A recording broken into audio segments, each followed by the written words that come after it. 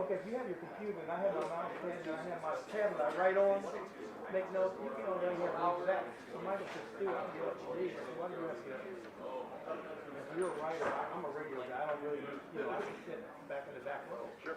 But he got up and left that one. Just cold.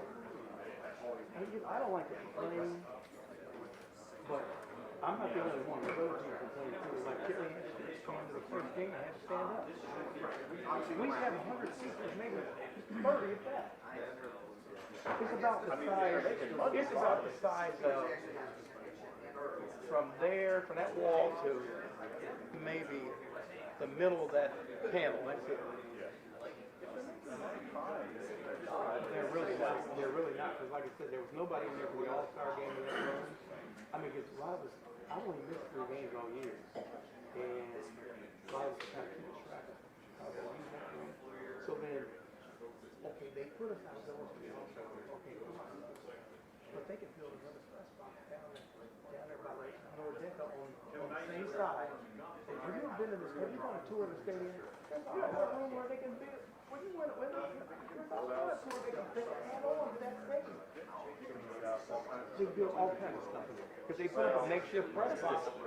It is. And Rob said, "Have you heard anybody complaining?" He said, "Your credential. I'll just go to Commissioner. I'll just go to Commissioner Garber and get it back. I know him from the NFL." They're not gonna do that anywhere. They always put out the credentials. Huh? They took 100 seats in this box and cut it more than half. There's 30 seats in there. It's supposed to be a suite, but half the time ain't nobody in there. It's a waste. And this one kid, I think he works for WCB or one of the public radio stations. I ain't seen him since the first game. Now they could take this. I've been covering that team since the beginning. I can make a big stink about it. They're not gonna do that. They're not gonna do me like that. But if you ask anybody, all that they know. And how can I say this? When they built the press box, they weren't thinking about the first row because, okay, for the row here, you have to get up every time somebody goes through. And they had me down there. Look, I'm putting me on the back row. And Tim was cool. Tim Miller, he was cool when he ran it. But they got Rob in there. He used to work in the Bronx. I know him from covering the Bengals, so I used to see him twice a year. He was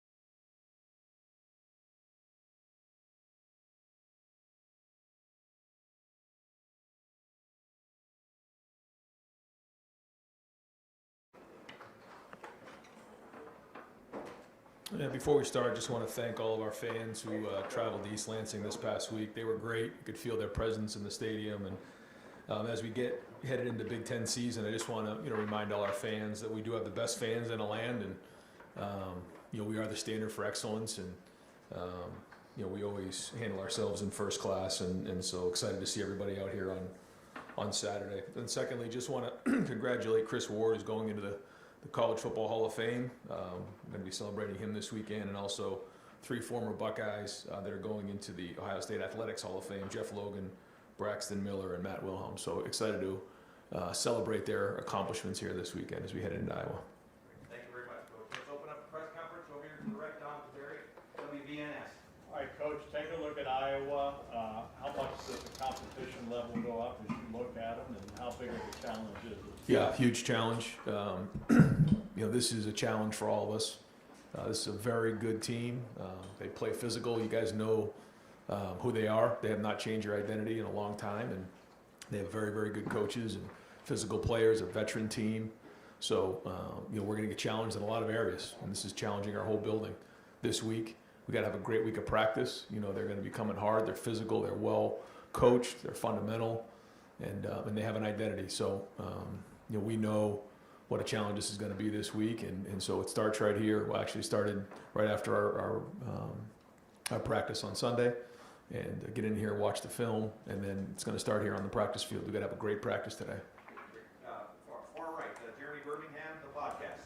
Right, on Saturday, Jordan Hancock was talking post-game about Caleb Downs, saying he's like a coach on the field. Obviously, a guy who's a sophomore in college who's played 4 games here. There was a middle part of the game where he was on the sideline.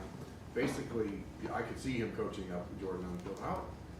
How different is it to have a guy of that football IQ and that ability combined, and what has he meant to the defense, even though he hasn't had what a lot of people would consider splash plays until this last week?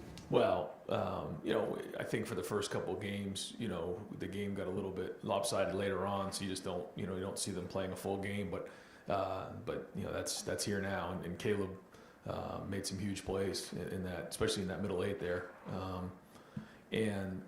His first off, his preparation is remarkable. Just the amount of work he puts in, and his ability to play really fast certainly is part of his makeup. But when you put preparation in, and you know what you're looking at, and you can react faster because you put that much preparation in, that's a sign of a veteran player. He plays that way. He's got great energy. He's a great teammate.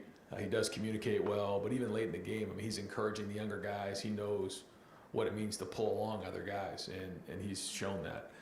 There's also a certain level of calmness back there when he's back there with Lathan. These guys have played a lot of football. They've seen it.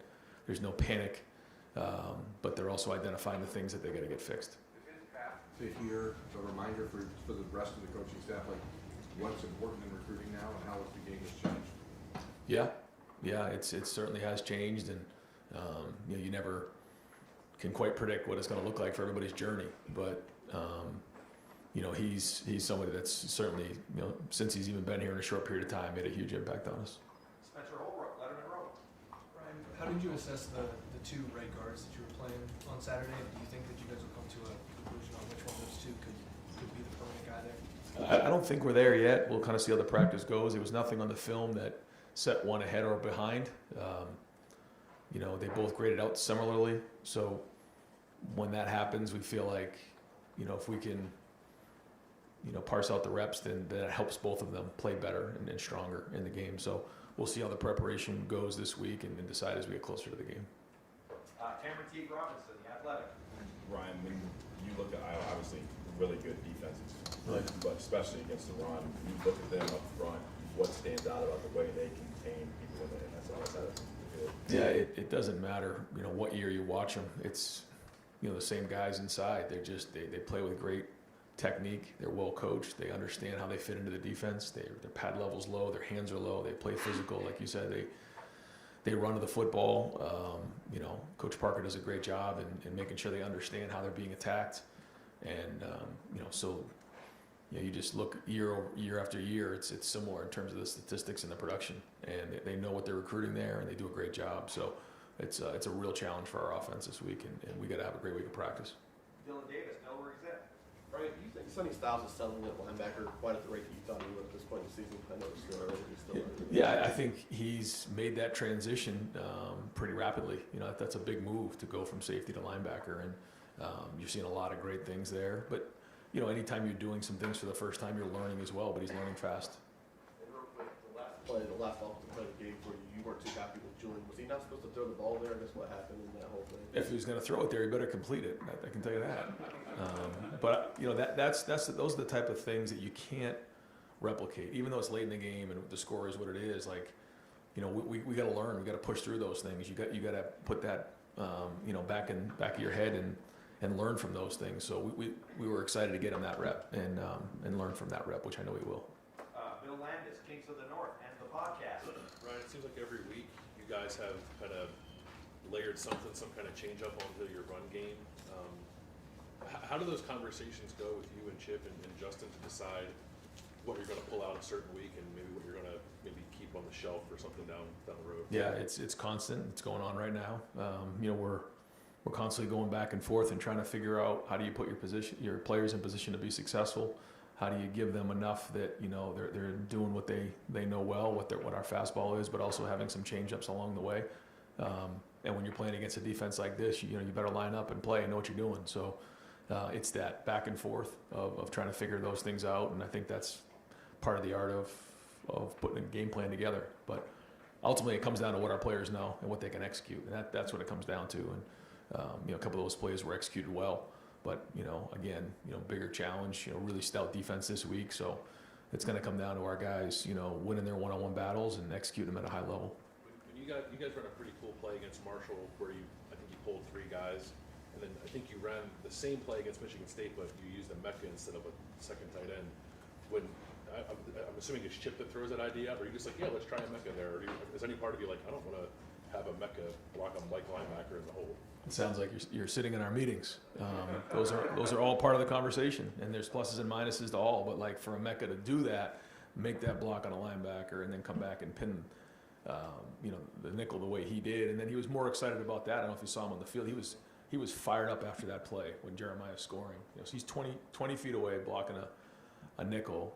Jeremiah scoring a touchdown, and he's over here like, you know, just celebrating. I mean, to me, that's winning football. And again, he had some really big plays again in this game, but he does all the dirty work, and that's a sign of a really good player and a really good football team is when guys are willing to do the dirty work, and that's an example of you know, not a lot of you know, wide receivers are going to go in there and stick their nose in there like that. The play wasn't necessarily designed for him to block a linebacker, but you got to clean the thing up on the way up, and that's what he did. Pat Murphy, 24/7 Sports. Ryan, the last 2 weeks you guys have allowed the opposing offense to move in the first half, score some points. Second half adjustments seem to be working. How do you balance knowing what you want to know going in and getting those stops in the first half versus, hey, we're doing a good job of figuring it out on the fly and shutting things down? Yeah, and also, like you said, not giving up, you know, X plays and long drives for touchdowns. I mean, that's part of it too, as we go into it. I think going into this game, I think in our numbers were like 11-3 or 10-3 in terms of X plays, you know, offense to defense. And when you're doing that, you're going to win a lot of games. I think the turnover battle was 3-1 in the last game. You're going to win a lot of games if you do that. So we have to, you know, focus on some of those things, but also, like you said, you know, we want to get stops. We want to, you know, force 3 and outs. So there's a back and forth on that, and constantly talked about. And you know, we're going to deal with the same thing this week. These guys are you know, made improvements in a lot of, you know, areas on offense, and I think they're playing really well. So again, another challenge for our defense here is these guys come in. Has the iPad helped that, being able to adjust maybe quicker than a year ago when you have to get to the locker room and talk about a lot of stuff? It's the same for both sides. So I'm with you, but I think the communication has been good. But you know, they also have the video too, so they're watching film, so they're making adjustments along the way. But yes, I do think for the communication part of it, it has you know, made that a little bit more streamlined. Tony Gergen, Buckeye Huddle. Ryan, I assume you're familiar with PFF. Yeah. How do you feel about that being like the front-facing grade for how college football players play in a game? Yeah, I think it all comes down to, you know, who's actually doing the grading, and if it's accurate, great. But I think it's hard sometimes for them to know exactly what their job responsibility was. That being said, you know, I think generally it's in the ballpark, but I don't know, you know, if somebody who doesn't really know what's expected on a certain play is going to give the same grade as a position coach who knows exactly what's going on. So that's kind of my take on it. Do you tell your players, don't worry about that, you get the real grades from the coaches? Like, do you have It never really comes up, quite honestly. Yeah, I mean, it's not something that our guys have quite talked about all that much. Dan Hope, Lebanon Warriors. Ryan, you guys switched kickoff returners again for the second game in a row, but Mecca, kind of what went into that decision, and do you expect Mecca to continue in that role going forward? We going into that game, we felt like there was, a chance of, them trying to steal a possession, and Brandon was really good up front, and Mecca, fielding the kicks back there. We just felt like that was the right personnel. We're going to try to make the best decisions on a weekly basis based on the personnel of our guys and what we're going up against. And, based on, the way he was kicking the ball anyways, a lot of them were out of the end zone. So, we try to figure all those things in. And the good news is we do have some different options to go with and, different scheme this week. So, we'll move some more pieces around this week. Stefan Kreisnig, Cleveland.com. We saw Wednesday, right before we spoke to you, Aaron Nolan get his flag stripe and kind of the reaction that came with that. Why do you think that tradition and those kind of moments are celebrated so much by the players, even the veteran guys that have had it removed for years now? Yeah, not to get too much into, in particular air, but I think when you see somebody who, you say like earn their stripes, and they've taken their black stripe off, when they've really earned it, I think there's a sense of accomplishment there. And I think that was the right time for Air. He's done a really good job. These past couple of weeks of focusing on getting better. That's his focus right now, just getting better. And everybody has different journeys along the way, and he's got a team that really cares about him, and he's improving every day. And I think to be recognized like that, to see, okay, I've come from a certain place, and I'm not near where I need to be, but I've earned the respect of my coaches and my teammates, and that's a huge accomplishment. And it was good to see him get a stripe off. When Josh was talking about it a few weeks ago, he said his first year for Josh Fryer, all he thought about was getting his black stripe removed. I guess how much is that something, an initiative for maybe the younger guys who don't see the field as much, to have something to play for and practice and whatnot? That's it. Yeah, that's it. What are you working towards every day when you walk in the building?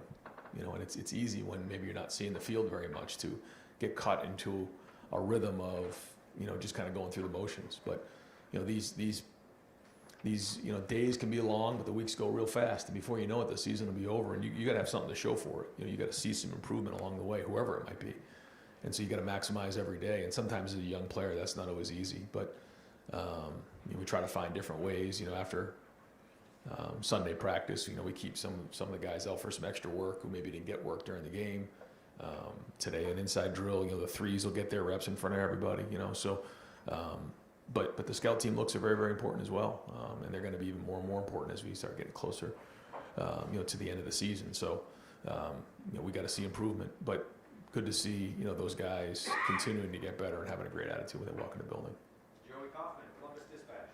Ryan, the situations, these are all different, but you went for it on fourth down a handful of times. It was at the 3-yard line, and then your own territory, then the 4th, 5 leads touchdown and mega. But what's your level? What's the thought process in those situations? What's the level of comfort in going for it on all those plays?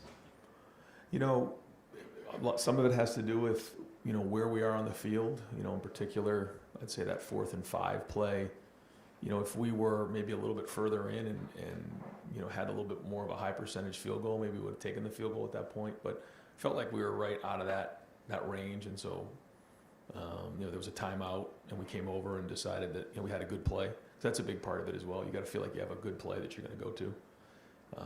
The 4th and 3 down on the 3-yard line, I felt like at that moment, 7 points was way more important. And even if we didn't get in, the ball's on the 3-yard line, and if we can get a stop there, then we get the ball back at midfield. So, every game, based on the score, based on how things are going. You got to take those things into consideration. We do have, analytics that in that moment, I'm getting information on what the chart says and what the statistics say. But, sometimes you got to just, trust your gut, trust your team based on a lot of different scenarios. On paper, you guys are going for it a little more this year than on fourth down last year. That the analytics part of it, is it having a super senior quarterback and Will just. Yeah, I think it has to do with the situations and being aggressive right now and trying to get as many plays as we possibly can in these games. But we'll look in each week. We'll try to do what's best to win the game, and that's the most important thing. Far left, Jeff Gilbert, Press Pros. Ryan, progression of Jeremiah in this offense. What are you seeing from defenses realizing this guy is a guy we have to stop, and is there an evolution of they're doing more and more things?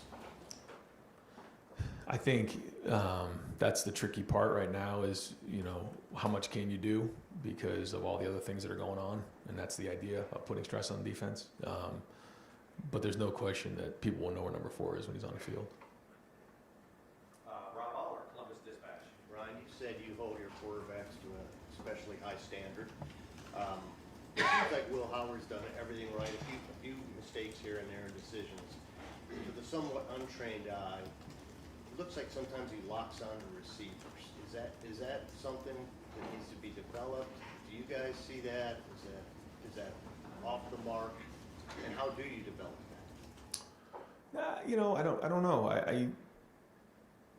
I haven't recognized that just as something that continues to show up. But I think certainly on the interception he could have moved on. There's no question about that. Yeah. So that's trusting your drop, trusting your eyes, and making sure your eyes are in the right spot. But there's times where he's found himself back on 3 and 4, and it may not seem like it because his eyes quickly went back to 3-4. And that's a big part of working progressions is, okay, I have 1 and 2 over here, but what are my eyes telling me? If my movement key or whatever my key is for that play tells me I'm working front side, great. If all of a sudden I see something over here that tells me I'm backside, then I'm backside. So the idea of moving on from like 1, 2, 3, 4 really comes down to your eyes, and then based on what the play is. I mean, sometimes it's pick a side. So, I'm working over here versus certain coverage, man or zone, 2 high, 1 high, or I'm working over here. And so, based on, what the play asks us to do, sometimes it's throw the ball to him. That happens sometimes. So, there's a lot that goes with it. But to answer the short answer is, when we're talking about moving through progressions, it really comes down to your eyes and where you're looking. And that can really get you through the progression a lot faster. Unrelated, is this schedule about as good as you could have dreamed up in terms of progression, or would you rather see a power team early? I mean, you've kind of built through these Right. 3 teams, and you have Michigan State, then you have Iowa before Oregon. I mean, it seems pretty set up for you. I think after the season, you probably will be able to sit back and look at it and evaluate it a little bit more. We're like so in it right now, I think it's hard to tell. But I think it's a legitimate question because I think it is a very different feel than maybe the last couple of years. But it's not changing how we approach it. It's just, like you said, a little bit of a different feel. So probably too early to tell. We'll focus on this game and try to win this game and continue to do that, and then kind of come up for air at the end of the season and figure out where we're at. Yeah. Andy Backstrom, Letterman Row. Yeah, Ryan, it looks like Will Howard's up about 15% in his intermediate throws from last year. Is this what you kind of expected and envisioned with his development in terms of accuracy, and how much does that factor in for that 4th and 5 decision to go for it, comfort level? Yeah, it's a big. I mean, both of those 4th down throws were both really well thrown against man coverage. Just where only G could catch it and really Mecca could catch it. I mean, those were contested throws that you want to give him those opportunities. I'm sure he's done it before, but it's for us to see him do it here for us is different as well. So. Those are big, and then the protection was huge. The guys up front I thought did a nice job in protection. Travion was big in protection. So those are all challenging plays where you got to stand in the pocket and you got to hang in there and make those throws. So good to see him make those and build some confidence on that. Deep right, Andy from WBNS. Ryan, when you look at, you talk about Travion and blocking, you talk about Mecca making a big play. How much have you seen those plays grow with your team? And how much do those build a championship team? Not necessarily the one-handed catches, Right. The great throws, Yeah. but the behind the scenes. That's it. It's the effort. It's the hard work. It's the dirty work. It's all that stuff. And that's a sign of a good team and a team that's playing hard and playing physical. And Seth McLaughlin finishing a guy into the end zone. That's the stuff that we constantly watch with our guys on Sundays. The effort plays, and we're going to need them this Saturday. But that's it. And that's being unselfish. You know, why are you playing so hard for your teammates? And we got to keep building on that. I mean, that's got to be a huge part of our identity this season. Has been so far. I mean, it's on the film, but we got to keep getting better at it. We need everybody to do it. It's actually Adam King from WBNS. Austin Ford podcast. Ryan, I think we've latched on to the fourth downs, but do you feel overall, even including Sunday to Friday, that do you feel like you're coaching more aggressively than you have in the last couple of years? I know that might be difficult to answer, Yeah. maybe not fair. I just wonder Yeah. if you feel that at all. I think with this team and just in my role, you know, you can target things a little bit better. You can be on things a little bit better. You can, you know, give more thought to, you know, how you're addressing the team, you know, how you're addressing the coaches, you know, the overall approach, you know, focusing on what really matters, which is like how hard you play and your fundamentals and the big picture things. So, you know, whatever it is, you know, but it's also this team. I love this team. I love the way they play, you know, so like every day when I wake up, I put 2 feet on the ground to try to, you know, do everything I can to help this team, you know, reach their dreams and goals, because these kids are unbelievable and they're giving everything they possibly have, and we got to keep pushing them as coaches, and that's our job. And, you know, it's their job to take the coaching and continue with the great chemistry we have and great effort. So we got to put a great game plan together, give it to the players, and then have a great week of practice. But yeah, I mean, we're all coaching aggressively. Yeah. Stephen Means, Cleveland.com. First of all, you make a quarterback going through progression sound like it's the easiest thing in the world, as if it's not like chaos going on back there. But kind of to follow up on some of the blocking stuff you've been asked today, sometimes when people bring up toughness, I think people just dumb it down to just, oh, can you push that guy further than Right. he pushes you? And Right. there's a lot more to that. Yep. And when you've been having those conversations over the last couple of years and trying to get that through to your team, how much of it is just simply the execution of a play? Because it seems like whether it's the wide receivers or the offensive linemen or even the tight ends or even what Travion's doing, there's been a bigger focus on executing, and now you're seeing that happen on Saturdays. Well, it's got to continue. Let me go back to the first thing. I think it's every coach's job to make things that maybe aren't simple. They're not easy, but you got to make them simple as coaches. You know, it's 1 to 2, it's A to B, and it's not always that easy, but like it's simple, and that allows players to play fast and with discernment. So I think whether it's a quarterback or anybody else, like that's really important as coaches. We can't have these guys thinking too much. We got to put them in drills, got to put them in teamwork during the week, and keep it simple for them. You know, and let them play, let them use their athletic ability. But no, I just think, you know, the effort's been good so far. You know, we're practicing that way on Tuesdays and Wednesdays in particular, and so, you know, it's showing up, you know, during the game, and but we got to keep pushing. We got a long way to go this season. It seems through the first 4 games, you guys are making an emphasis of getting as many guys snaps as possible. You've even said as much. As you move into maybe this middle part of the schedule, how do you balance that, trying to still build depth at them positions, but also whether it's right guard, whether it's linebacker, maybe narrowing some things down and focusing on who your best guys are now that you're in this part of the schedule? Yeah, we got to win. We got to win this game. This is going to take everything we got to win this game. So we're going to in this game right here, we're going to put the best players in there to win the game. Period. And that's it. I mean, that's the focus right now. Bill Rabinowitz, Columbus Dispatch. Another question about Iowa's defense.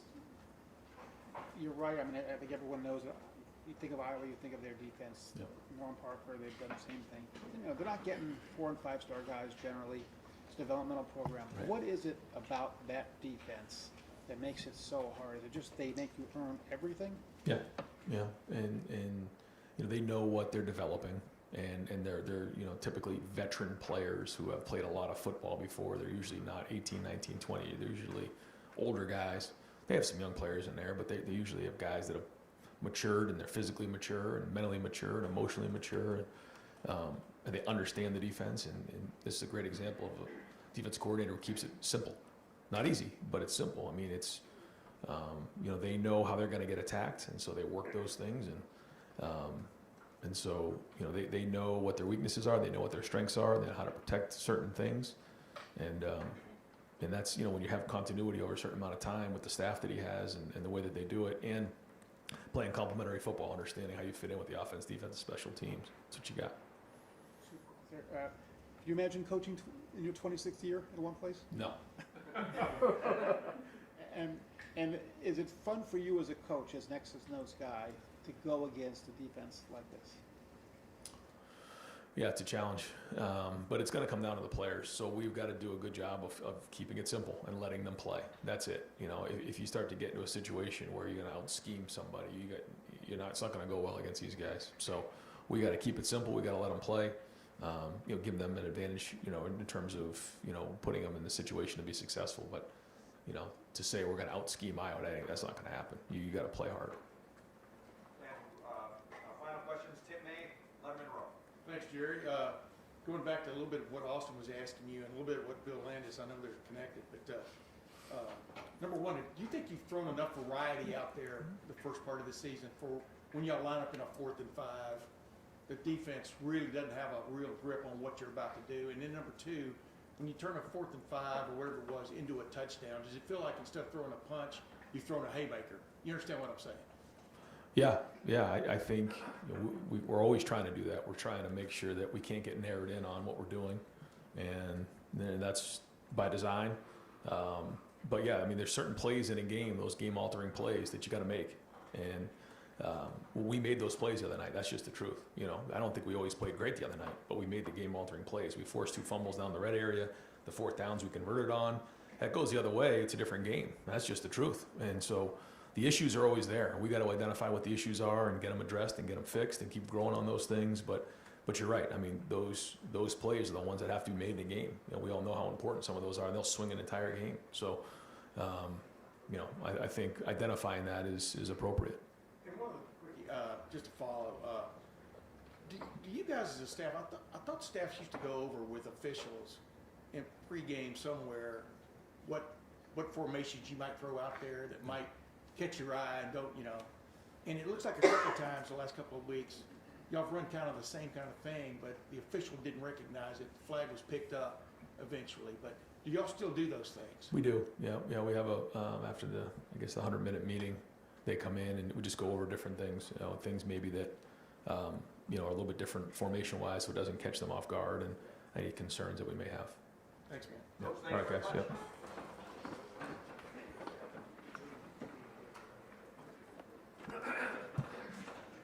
And folks, I think most of you got my text, but we're going to have Coach Kelly, followed by Coach Knowles. I'm going to give Will at least Tuesday off of this week. Mike, you mind doing these two?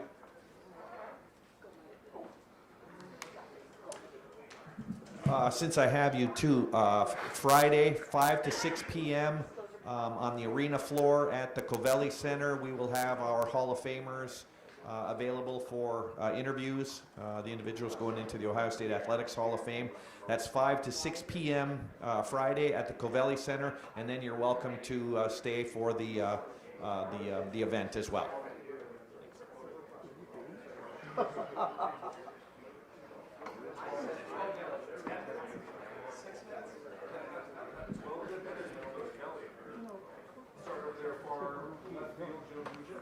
Coach, 40 passes against Michigan State, no sacks. I know Travion played a role in the protection, but how close is this offensive line to ultimately where it needs to be after a great performance like that? Yeah, I think we just grade ourselves weekly, and we hope that there's progress from week 1 to 2, 2 to 3, 3 to 4. They did a really good job. I think pass protection takes all 11, so the receivers have to be open at the appropriate time. Sometimes if the receivers aren't open, the quarterback holds the ball, so then the rush gets home a little bit more. And everybody's like, well, you got to protect. Well, it may be the receivers not getting open in time. So I think all phases were clicking. They had an extensive 3rd down package. I thought our guys handled it really well. And I thought our running backs, both Trey and Q, did a great job in pickup. But we've seen growth from our group up front. And I think having Donnie back for the 2nd game, you got the same 5 guys playing together, I think was a lot of continuity there. So hopefully we'll continue to build upon that. Chip, when you guys, it seemed to me like you ran that play against Marshall when you pulled 3 guys, and you ran the same play against Michigan, but you used a Mecca instead of a second tight end.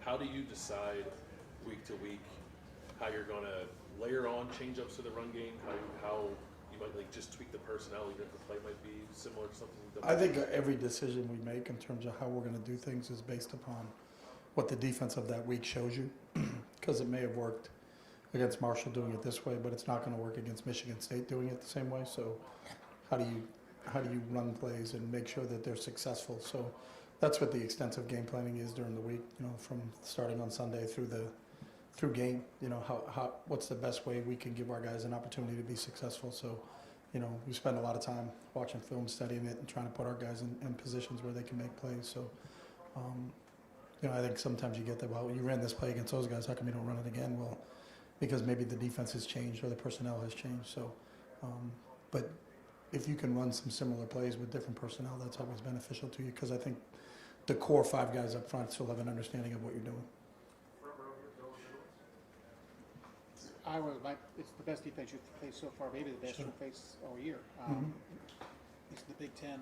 What's the challenge? I mean, is it just because they're so fundamentally sound that you know that you've got to be close to perfect yourselves, or what's the big challenge when you go against that? Well, Phil's been there for a long time, and I think they really, truly, they teach their system and they develop the players. They do an unbelievable job of developing players. And really, I think it starts in recruiting for them, so they know exactly what all 11 guys' skill sets are and what are required for them to execute the defense that they deploy each week. So I think they do a great job identifying who fits into their scheme, and then continue to develop those guys along the course of their careers there. And I think, you know, they are fundamentally sound. I think they're really, really well coached. It'll be the best coached defense I think that we'll face all season long, and that's the challenge of going against them. And there's probably people have been against them for a long time now, so you can go back 10 years and look at what people have tried to do to them. But you know, I think the test of over time is that they don't give up X plays. They make you earn everything that you get. There's not going to be an easy one. So you know, it's a challenge that I think you get excited about if you're a real football guy going against somebody like Coach Parker. And can you assess where Devin is right now? Obviously, he made a touchdown throw to Jeremiah. Where's he in his development right now? How happy are you with where he is? Devin's done a great job. You know, I think obviously not being the starter is difficult for anybody, but he's been amazing as the backup in terms of what he's like in the room, and he's, as we talk all the time, a chin strap away from going in the game, and he was. You know, we'll get knocked out, got to get another quarterback in the game. He goes in the game and throws a 17-yard touchdown, avoiding a blitz coming off the backside. So really happy where he is right now. He'll continue to grow just like the offensive line is continuing to grow. So I still think it's early for us. You know, we're in game 5, and we'll continue to grow, and because we know it's going to be a long season, and we have to develop our depth at every position, because you never know when their opportunity is going to go into play more than just one snap. You know, their opportunity is going to go into play a chunk of the game because the starter got knocked out. So really happy where Dev is right now. Chip, just when you evaluate the first month as a whole, how do you feel like Will Howard has performed as a whole? I think Will's done a nice job. You know, I think he's gotten better from week 1 to week 4.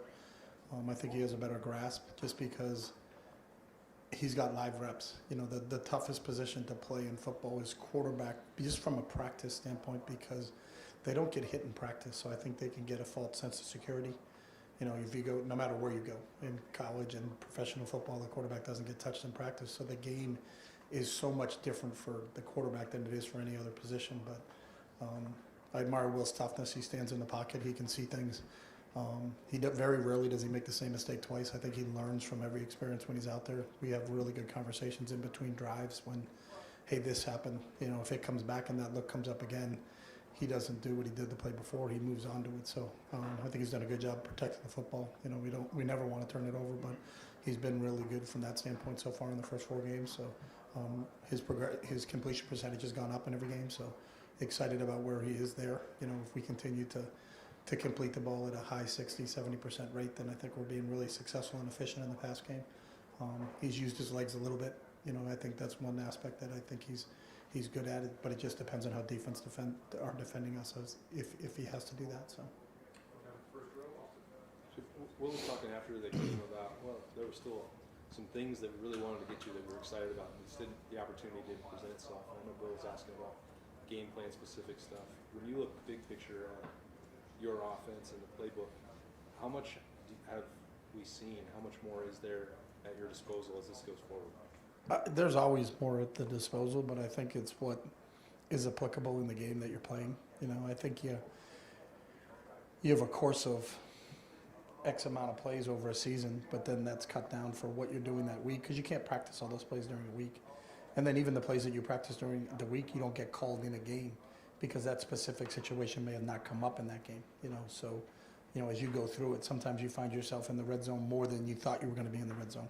Other times you find yourself you were never in the red zone. You know, you can go 2 or 3 weeks where you don't have the ball inside the 5-yard line, but you got some really good goal line plays, but you never get a chance to call those goal line plays because you scored from 20 yards out as opposed to punching it across the goal line. So each week is different. I think we always over-prepare probably more than often than not and say, hey, we got some really good stuff in these situations, but if that situation only comes up once, you only get to call one play. You had 5 that you thought were pretty good, but it only came up once. So those other 4, you know, you kind of put them in the Tupperware and tuck them away and then try to bring them back out again next week. But we spend a lot of time of how many reps do we have at this particular play or this particular scheme. And then maybe 2 weeks from now, you're playing somebody that's similar to who you had 3 weeks earlier and say, hey, let's take some of those things out of the Tupperware that we practiced that week and really didn't get a chance to run. So. If you guys went for it 4 times, 4th down on Saturday, all worked into the last one, and Ryan talked about wanting to be aggressive and win the game in those spots. What worked in those situations? What did you have the last down, 4th down going for it? Just everything worked? Yeah, there's an analytic aspect to it, but I don't think it's always analytics. I think you also have to get the flow of the game and kind of how that's going. So it's a combination of both. You know, what are the percentages if you go for it in terms of success rate?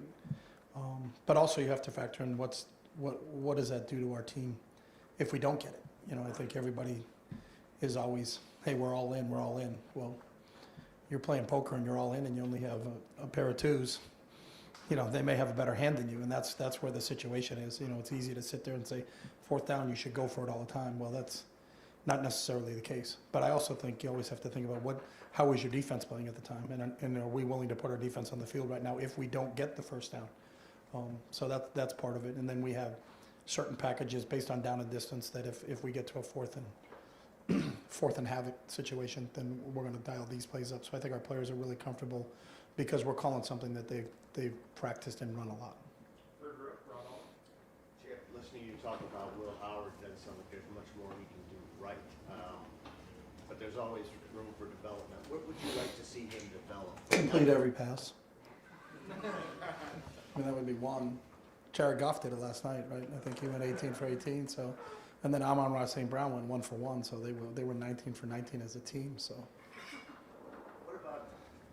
Do you think he locks out receivers a little much? I mean, from the untrained eye, how about his progressions, looking guys off? I think Will's doing a good job. I think there's always a growth with all of that. You know, sometimes it may be a newer route that had gone in, and he doesn't have as many reps in the bank as he does with some of the other things that we've run since day 1 of spring. You know, I think every quarterback can improve, every coach can improve, every player can improve. I think this is a growth game, you know, and how you develop, and I hope in game 8 we're not playing like we played in game 4. You know, I think it's as you continue to go on and start to add different elements and different things that are happening, different opponents, that's always part of it. But the growth is how do you develop over the course of the season. So I'm pleased with where Will is right now, but that doesn't mean that he's arrived. I don't think you ever arrive in this game. I think every day you got to try to be just a little bit better than you were the day before, and that's what I love about Will, though. That's kind of his mindset is how do I get a little bit better and how do I improve and how do I help this team win. Is field vision something you can coach and teach and develop, or is it there or it's not? No. C.J. Stroud had it, you know, not all guys have it to that level. Yeah, I don't think all guys have it, but I do think it can be developed. You know, I think for everybody, you know, it's no different than the first time you move into a city. You're going to have to take a map out and try to figure out your GPS, like how do I get from point A to point B, and then after a while, why was I going this way? If I could have gone around, I would have been there a lot quicker. You know, so it's just part of the process that you go through when you're new and it's, you know, you're trying to figure your way around and you need a map to look at. But after a while, you kind of figure your lay of the land, and then you're a lot more comfortable in your environment. And the more comfortable Will gets in our offense, I think the more success we're going to have. Obviously, game plans dictate to some degree where the ball's going to go.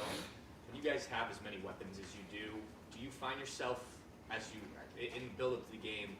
Okay, well, this guy maybe hasn't had as many touches. Can you even do that in this offense where you're trying to get guys more involved at times? I mean, I think at times theoretically you can do that, but you also have to factor in what is the defense's decision on how they decided to defend you.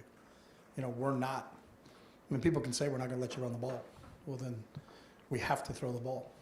So, okay, you know, we're equal opportunities.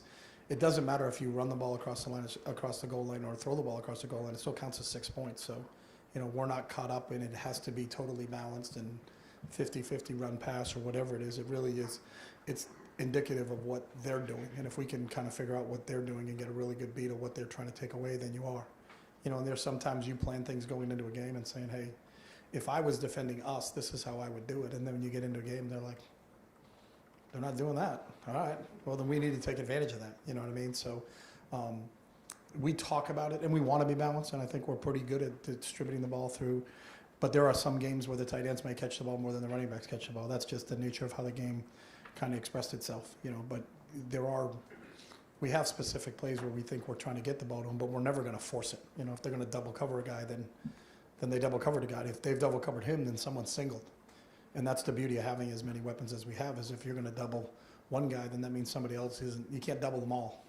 If they did, it's a penalty because they got too many guys on the field. So, but when you have as many weapons as we have, I think that's always a bonus and that's always a benefit. Dad, now 4 games as the offensive coordinator up in the box, kind of meshing with Brian. How has that gone for you, and how do you think you've settled in here? It's been smooth. You know, I think our guys have an understanding, you know, in terms of, because we spend so much time together during the weeks of, you know, how it's going to flow. And I don't think there's anything that has gone on in a game that's been a surprise. Like, hey, what was that? Like, why did we do that? You know, there's a constant dialogue going on. But when we're in a third and short situation, we only have 4 or 5 options on third and short. You're not making plays up at the time. They're what you practice, what you've gone over, you know, because you're going to call something that your players have a lot of confidence in running, because their confidence is based on their demonstrated ability of doing it in our training sessions. So I think it's been smooth.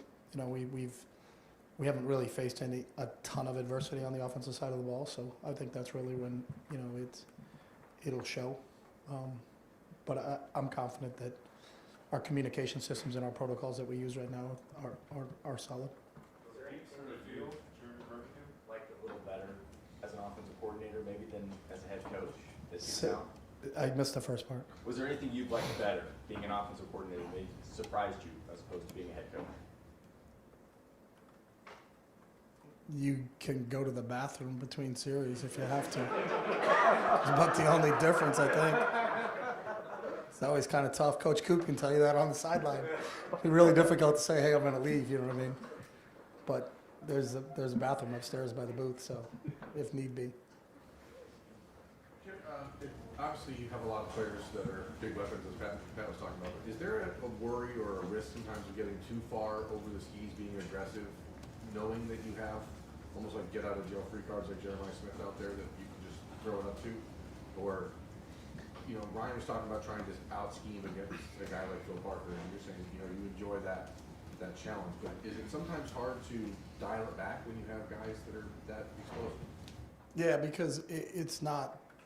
We're not trying to out scheme anybody. We're trying to put our players in positions where they can make plays. I mean, anybody can draw a play up and say, you should do this, you should do that. Then my question is, well, how many reps do you have in running it? You know, and do we feel really good because we've seen the 4 or 5 different ways they can defend that. So we're not trying to, and you're not going to out scheme Phil Parker. You know, that's just, I think maybe people think a little bit too much into that part, is that these people rather get that people's number. This game has always been about the players and always will be about the players. So, you know, who can really show up in those matchups, and that's what this game's about. You know, this is as good a defense as we talked about as we faced, but there's going to be a lot of one-on-one battles. You know, we have to win against their interior defensive linemen are outstanding. So that matchup with our center and guard against the 2 interior defensive linemen and the All-American linebacker are a huge matchup, and that comes down to just fundamental football. Do we block better than they get off of blocks? You know, can we give the quarterback enough time for our receivers to run the proper depth of their routes to get the ball thrown? Is the quarterback throwing the ball on time, or is he holding the ball too long? You know, it's all of that. So, but we don't sit in there and dream up because you have a Jeremiah or you have a Mac or you have a Q or a Trey that we should do this, this, and this. I think we're always trying to action with their strengths. and play to it, but you have to look at all 11 when you're making those decisions, because, hey, let's just throw it to him. Well, then how long are we going to protect for? You know, if Jeremiah's going to run a 60-yard route, you know, I learned a long time ago, every inch on a piece of paper is a second of protection. So can we protect for that long? Can we hold up? And now, what are we going to do for that? Are we going to keep 8 guys in protection? You know, I think there's a lot that goes into it, but I think the ability to have weapons at all spots makes the defense have to defend all those spots. So we're not trying to specifically go to one or another. I think we're just trying to see how they deploy versus these formations and what their tendencies are, and then what are our best chances. And then we got to go play, and then we got to go execute, because the scheming's done once the ball snap. You know, it's do our guys hold up longer in protection, and do our receivers get to the right depths, and does the quarterback deliver the ball on time to a location where the defender can't get his hands on it? Yeah, just following up on that, so does it, when you go against a Parker, does it feel like a chess match where the pieces can move, you know, independently type thing? And then what is the tell that you've gotten into a defensive coordinator's head, for want of another term, as a game goes on? It is a chess match where the pieces are moving. So what happened on play 1 may not be the same thing that happened on play 5. You know, it could be different, because he could make a different call. And I don't think any coordinator on either side of the ball ever thinks about, am I getting in this person's head? You know, we're really microscopic in terms of our vision on what's the next play and what's the situation. It's 2nd and 9, it's on the left hash. You know, what are our calls on 2nd and 9 on the left hash on the plus 30-yard line? That's really where you are. You're not thinking about, am I in his head, not in his head? If you're thinking that, then he's in your head. And I don't have enough space for anybody else in my head, so I'm just going to concentrate on what the next down is, to be honest with you. Can I ask one quick follow? This is awesome. Just quick follow. Quick follow. Everybody's asking follows. You set the tone, though. Yeah, but when a play actually starts, what are you watching? When the play starts? When the play starts, are you watching how the defense is reacting? Because you know what you're trying to do offensively. Mm-hmm. Just as a coordinator, what are you watching? We have really specific, what we call eyes. So everybody has a specific spot on the field. You know, so the offensive line coach may have the offensive line to his sideline, but then the graduate assistant who's in the box is looking at the offensive line to away from the sideline. You know, it's the same thing with the secondary rotation, things like that. So with as many people as we have, there's a lot to that. For me, I understand kind of what the trigger point of the play is. And if something occurred that was out of whack, you know, then I know who to ask right away. So I can ask Billy, what the backside safety did. He didn't drop to the backside half. He actually fit into the front. You know, we thought that we had a play where it was going to be too deep on the backside, and it wasn't too deep on the backside. So, you know, sometimes you get a bigger picture because of where you are, and you can see the all 22. But you have an understanding when the ball snapped of what the play should look like. And when there's a breakdown, you know, how quickly can you get the information of what the breakdown was and why was there a breakdown? Was it because the defense deployed differently than we thought they were going to? Or did we lose in one of the matchups that we had? You know, the left tackle missed on a 5 technique, you know, and so a guy came in clean because, hey, the quarterback got hit quick. I didn't look like there was a blitz. It wasn't a blitz. We missed a block. You know, sometimes that happens. All right, thanks, guys.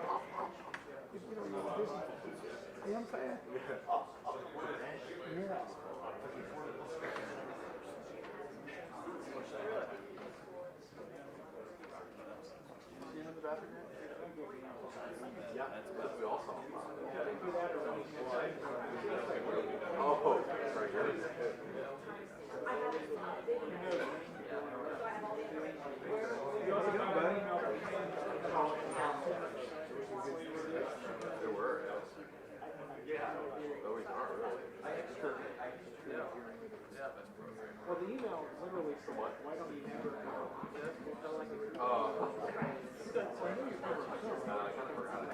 just being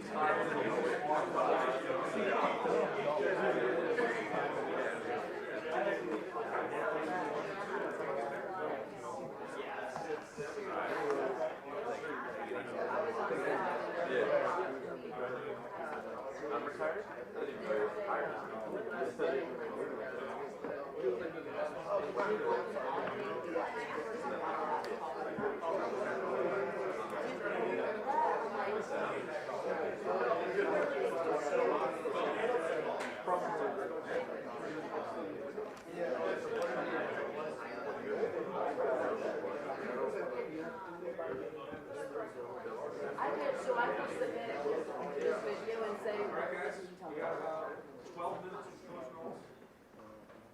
Start here on the aisle, Dylan Davis. Jim, is Sonny settling in at linebacker the way you thought he would, or at the rate you thought he would? Yeah, I mean, very pleased with Sonny. You know, I think he's being put into a lot of different situations. Playing Sam, playing Will, he's played Mike. All of those positions have their nuances to them, you know. And I know this, that sometimes when you see him or any of our players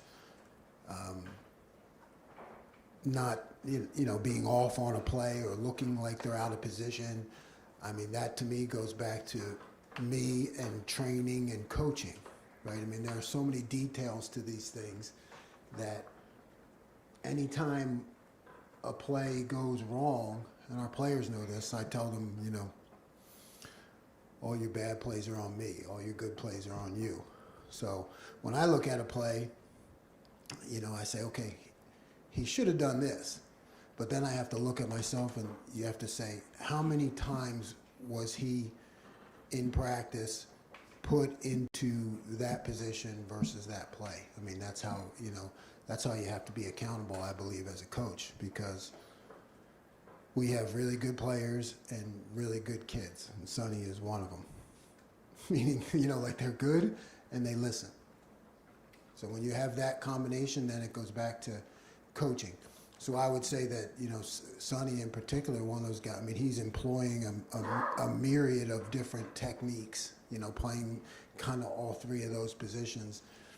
And there's a lot of nuance to it, and we just got to, you know, we got to keep doing a better job coaching all the details.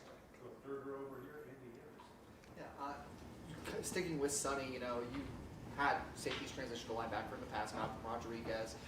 In your experience, how long does it take for someone to nail down those nuances, like you said, and how long did it take with Malcolm? Yeah, you know, Malcolm, who had a sack last night, I think, didn't he?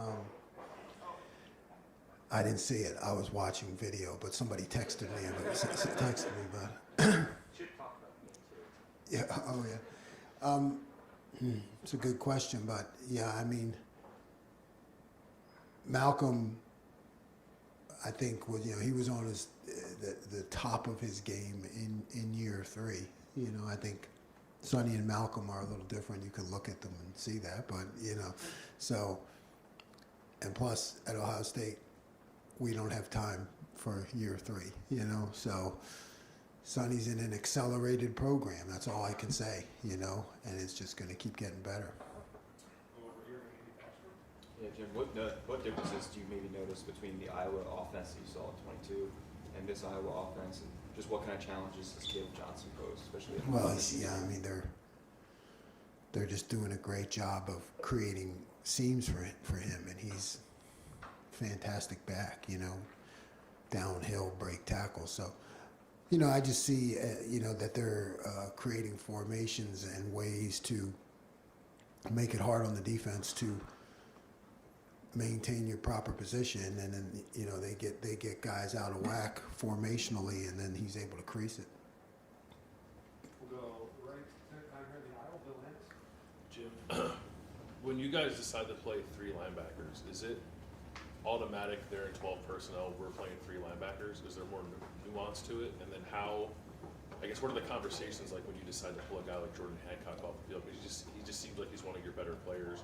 And really integral to what you guys do. So I'd imagine it's not easy to always pull them off field. So how's that factor? No, yeah, it's not easy, but you're right. It really is personnel based, and you know, trying to get the people in there who, you know, particularly in the run game. And it's not that Jordan can't handle it, because he can. He does a really good job in the run game, and I've spent times in my career where we stayed in nickel in 12, you know, because those were our dudes. But we got other guys, you know, so we're just trying to get the best matchups. Jim, obviously, you want to come out and have the perfect plan against an offense, right? But that doesn't always happen. The last 2 weeks, you guys have obviously made defensive adjustments at halftime that have worked. How much do you balance what you see on film and then knowing you're going to have to make those adjustments with evaluating what you see in the first half versus the second? They're like two completely different processes, you know, they really are. I mean, the craziest thing about our profession is you can work on things all week and then show up in the game and they're not there. You're like, what the hell, you know? So, you know, but that's our job, is to try to create practice that mimics the game, you know? So that's where you really spend all your time. It's like success through scripting of, you know, okay, what plays am I going to see against what defense? You're trying to predict what they're going to do. And then you see what actually happens. And then maybe something that you thought was going to work didn't work. You know, so you got to move on. You got to move on and you got to adjust. But they're completely different processes, both of them. Last week I asked you after 14 points to Marshall if you were a little frustrated. You said, yeah. Michigan State only gave up 7, and that came right after a turnover. You shut them down almost completely in the second half. But the first half, they moved the ball pretty consistently. What was your level of frustration then, and what do you think was the issue in the first half with them moving the ball? Yeah, we've started slow, you know, the past couple weeks, and I blame myself for that. Right? Again, it's you know, making, you know, there are thousands of permutations of what can happen, right? So that's exactly like I said. It's like, hey, I'm predicting this. They did that. Okay. Well, that guy's supposed to know that. That's part of his job.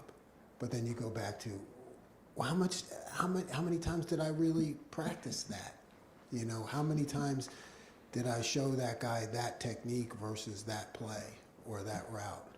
You know, so the preciseness and the exactness of the preparation, I think it happens a lot to coaches. It happens throughout my career, you know, that like in the beginning of the game, you know, you get some unpredictable things which may not, even publicly you might not notice, but, you know, kind of what you were predicting and how you did it. And then, you know, your guys always go back. You always default to your training, you know, so you have to look at those plays where we failed on those plays and say, you know, why? And when it comes to the game, that comes to me. You know, it's just continuing to, you know, be exact about how we're training, what we're training, what I'm showing, how predictable are we, you know, if they know, you know, if they know what you're in, they can take advantage of it. Jim, Lathan Ransom has become a weapon with the way he can utilize the peanut punch. Now, not all DBs can do that. Is that something that you tell certain players to try to do, or do they just have to pick that up themselves? Yeah, we love all of them to do it. You know, I think you saw, you know, 2 big plays last week that we've spent on the positive side, that we've spent a whole spring and a fall camp training for those 2 plays, right? The one that Jordan ripped out and Lathan with the stealth punch. I mean, those are deliberate. Those do not happen accidentally. Those are deliberate. I think just like you said, we try to train everybody, but some guys are just better than others. You know, and Lathan Ransom is lethal with that. And I want him to keep it up. Jim, one of the advanced stat sites says you guys lead the country in pressures and non-blitzes. Are you satisfied with how you guys are getting to the quarterback and affecting the quarterback right now through 4 Never satisfied, never satisfied, but we are,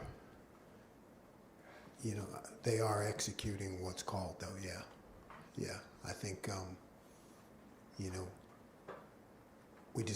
we got to tighten up our coverage, you know, because we need that extra second because the guys are getting there, you know. Jim, you lead the nation 6.75 points allowed. And yet you hear. There's 2 guys who said something about leading the nation. Right.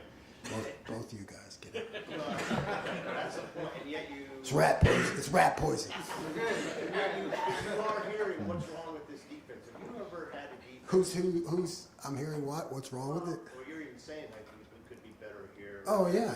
Well, we could. Have you ever been nitpicked as much as you've been here, your defense? Is that to be expected in a place like this? My father was pretty tough. He was a Philly cop, so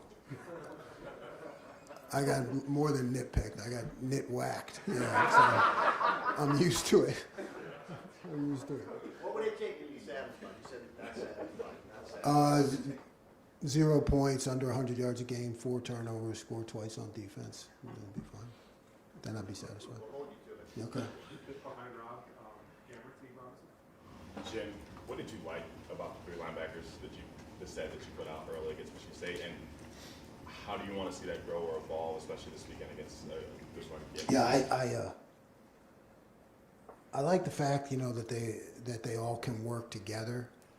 You know, when you have maybe 2 guys and a nickel, you know, you're kind of in 2 different rooms. With the 3 linebackers, they're all in the same room and they can work together. And I think their understanding and processing is going very well. What we need to see better is tackling. You know, our linebackers need to continue to become better tacklers, and particularly this week, knockback tacklers, right? I mean, these guys are the kings of, in this running back, turning a 2-yard gain into a 4 or 5-yard gain, which then leads to 2nd and 5, which leads to 3rd and 2, you know? So we need to continue to work on our tackling and, you know, with an attitude of knocking people back. Kind of a 2-part here, a lot of it, because we've just heard a lot about coverage. For starters, could you evaluate your linebackers and how they've been in coverage so far? And then also, I think there's been a growing concern of how much off coverage you guys have been playing with the cornerbacks and trying to balance, you know, giving up some of that short stuff and just having guys who can excel at tackling versus maybe being more aggressive, right, and having your corners play right, in the line of scrimmage. Right. Yeah, I mean, it's, you know, the corners off press. I mean, that's a constant thought, constant adjustment. Again, we've been solid on explosive plays, so I think you can't forget that, because that wins games, you know. And sometimes on those big deep, like you take a guy like Caleb Downs, who, you know, we activated Saturday, and you know, we're going to continue to activate him as we get into Big Ten competition. You see what he looks like when he's activated. What you don't see a lot is when he's not activated, how many times they just don't throw the ball deep. You know what I mean? Because he's in the right place and on top of the routes, and they don't even take those shots. Those shots aren't taken. So it's the same thing with the corners. It's like, you know, the answer to your question is, do we need to be pressed more? Yes, we do, and we need to keep working that in. But we got to balance it. Deep center, back up 2 more. Deep center, Jeremy. Jim, Ryan and Chip sort of have a luxury that Phil Parker and the defense at Iowa haven't changed in 20-some years. They obviously have a first-time or new offensive coordinator after a couple of years of being somewhat predictable offensively, and they're coming off a bye week. How does that impact with preparation you do, and how, generally speaking, how does the off week help a team prepare? Yeah, it just gives you more time to study. You know, I mean, that's the only way I can put it. It gives you more time to study. But in terms of what we do, you know, you have to go off of what you have seen from them this year, and then, you know, always with a new offense coordinator, you got to go back in their history and you got to look at things that they've done in the past that maybe you haven't seen yet because you're ready, so you're ready for it. But you really got to go mostly off of what you see this year. Jim, the play that Cody made on fourth down, is that predetermined that he's going high, jumping? Is there a read that he has there that It's a call. It's a call. Yeah. Is that something you've been talking about, the number of reps that guys get in those situations? Is that You can't rep that. No, that's like when I call this, you guys do that and you jump over the top. you're not gonna practice that. You're right. I don't know how you practice that. Cody, go up and practice and smash your head into Lincoln. You know, you're not gonna do that. So, yeah. All right.